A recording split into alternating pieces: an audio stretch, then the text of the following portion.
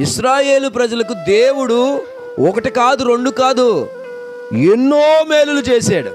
వీళ్ళ కోసం ఫరో రాజు యొక్క కొమ్ములు విరిచి వీళ్ళని ప్రేమించి ఐగుప్తును దాటించి ఎర్ర సముద్రాన్ని దాటించి వారిని నడిపిస్తుంటే మన్నా తినేస్తున్నారు, నీళ్లు తాగేస్తున్నారు, వెలుగు అనుభవించేస్తున్నారు, మేఘం కింద ఉంటున్నారు. పగలు మేఘస్తంభం, రాత్రి ఏమండి, ఎన్ని మేళ్ళు కాదు. ఈ మేలు అనుభవిస్తూ మరి వీళ్ళు ఏమి నేర్చుకున్నారు? ఏమి నేర్చుకోలేదు. మేలులకు అలవాటు పడిపోయాం అన్నా. మేలుకి ఏమైపోయాం?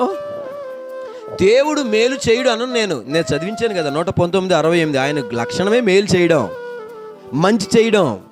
మేలు చేసి మంచి చేసి తన దయను చూపిస్తూ నిన్ను, నన్ను, మన కుటుంబాలను ఆయన మార్గంలోనికి తీసుకురావాలనేదే దేవుని తపన. అంతే. హల్లెలూయా. మీరు అప్పుడప్పుడు పిల్లలకి మాట వినాలని కురుకురేలు, బింగో